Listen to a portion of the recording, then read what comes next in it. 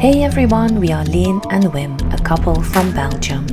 We have set out on an epic cycling journey from Belgium all the way down to the southern tip of Spain, over 2,750 kilometers in 32 days. Join us in our video diary as we ride through stunning landscapes, tackle challenges and experience all the surprises along the way. Subscribe and hop on for the ride of a lifetime.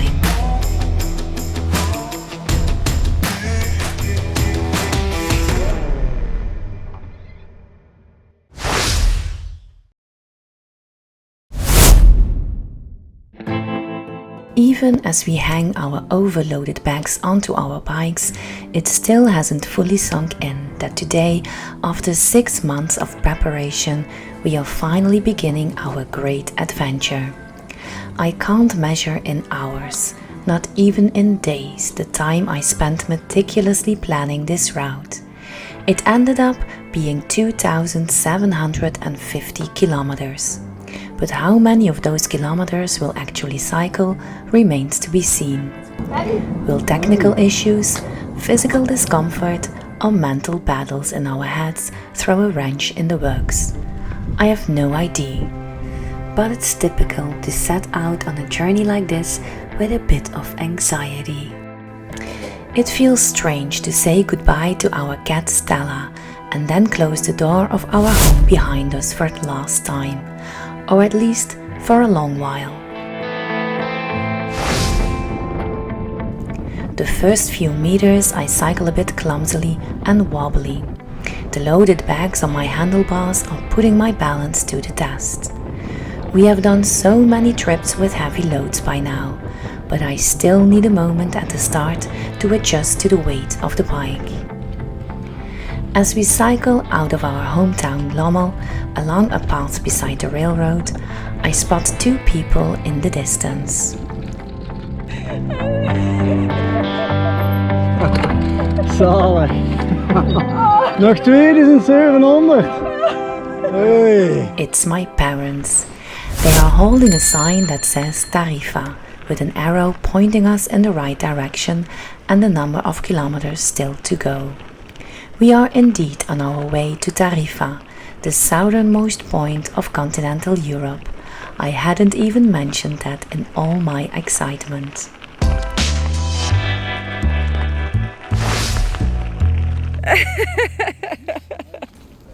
I laugh and tear up simultaneously at the sight of this lovely surprise. After some firm and warm hugs, we say goodbye.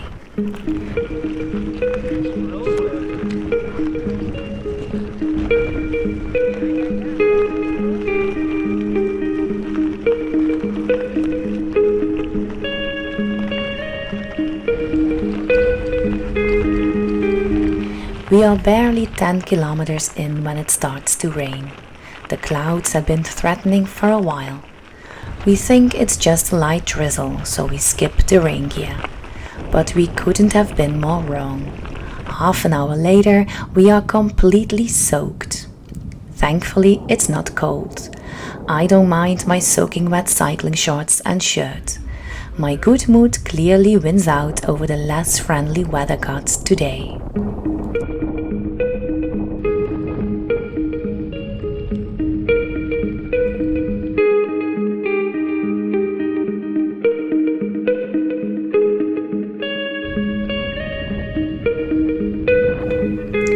We continue cycling and run into another unexpected supporter by the roadside.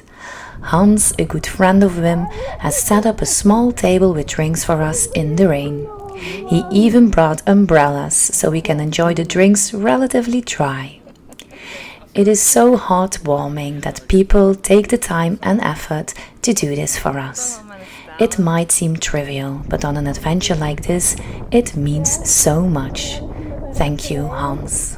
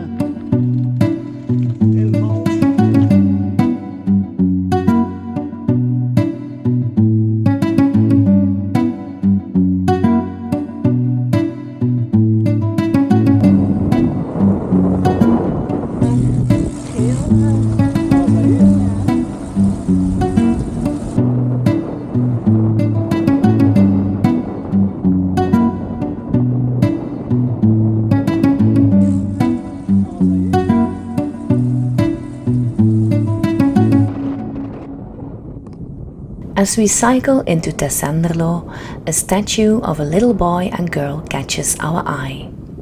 We move closer and read that the statue commemorates a great tragedy.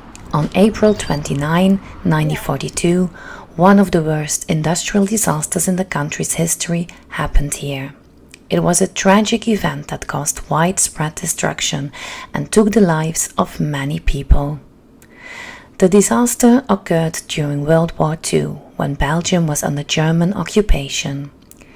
Tessenderlo Chemie, known at the time as Vieille Montagne, was a chemical company producing ammonium nitrate, a substance used in fertilizers and explosives. On that fateful day, a fire broke out in a storage area where ammonium nitrate was kept. Due to the heat, the ammonium nitrate exploded, resulting in a massive blast. The explosion was so powerful that it destroyed entire parts of the town.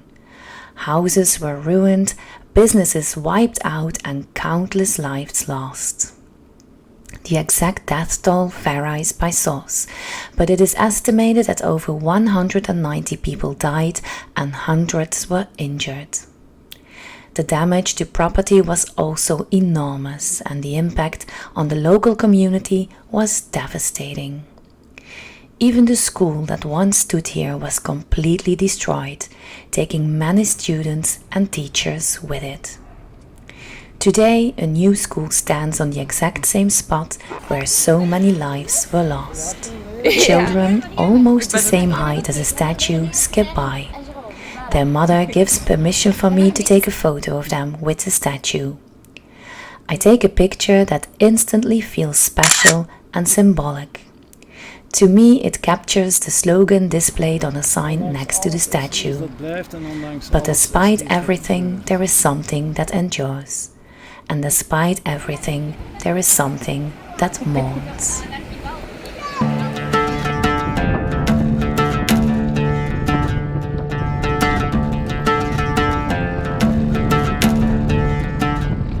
We ride through Webbekomsbroek, a beautiful nature reserve near the city of Diest.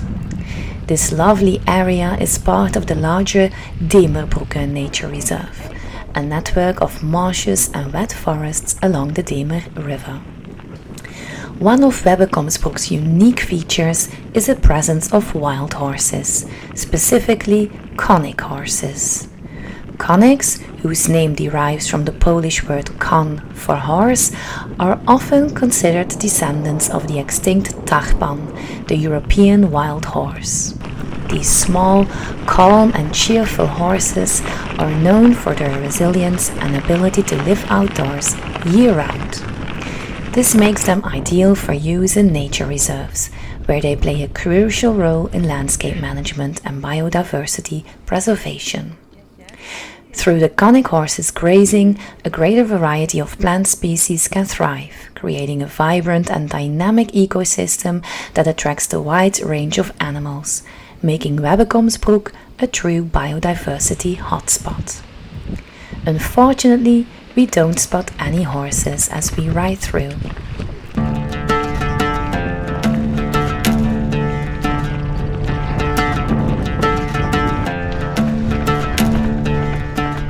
We hit our first cobblestone road, the first of countless more that await us today, and especially tomorrow. Combined with the hollow roads, so typical of the region, these cobbled paths look enchantingly mysterious and fairy tale-like. On a particularly steep uphill stretch, however, it feels a bit less magical. With the rain having soaked the cobblestones, the road has turned into something of an ice rink, albeit a very bumpy one.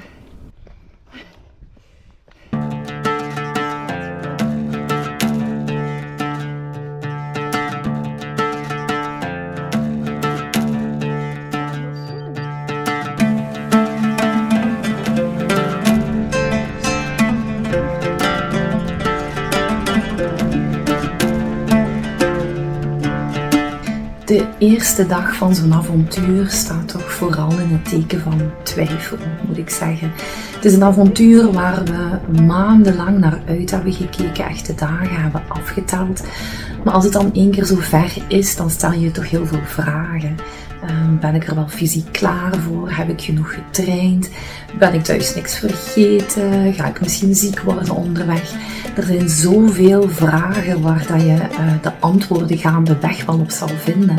Maar op die eerste dag zijn het toch vooral vragen zonder antwoorden.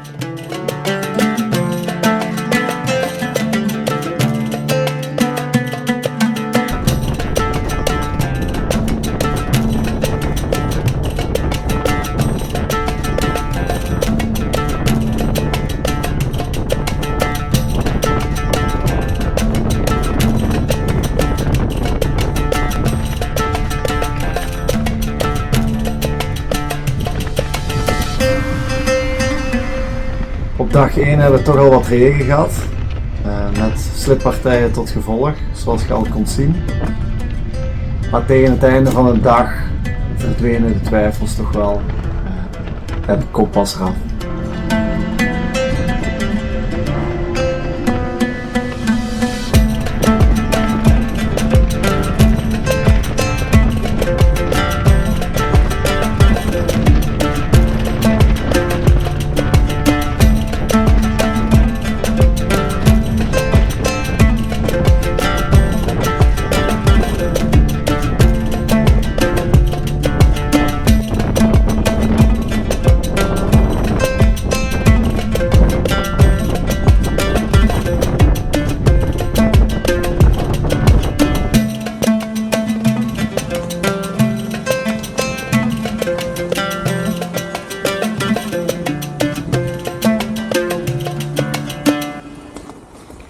Because we only set out around 2 p.m. today, we call it a day after 60 kilometers. Tonight we are staying with Raf and Ilse in Bekkevoort. Raf is an old school friend of Wim's. They'll be arriving home late from vacation, but we are welcome to enjoy their garden and barbecue in the meantime. Just as the first piece of meat is cooked, it starts raining again. Luckily we can take shelter in the cozy garden house. When Raf and Ilse finally arrive home, we toast to a great journey. It's already past midnight by the time we return to our garden house to sleep. I let Wim have the comfortable couch, while I am content with my sleeping mat.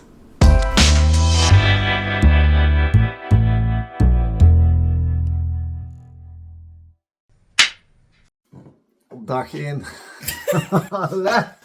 Ja, maar je begint dan ook een beetje te lachen, hè? Ik heb wel lachen niet kunnen inhouden. Godverdikke. Dat is verschrikkelijk.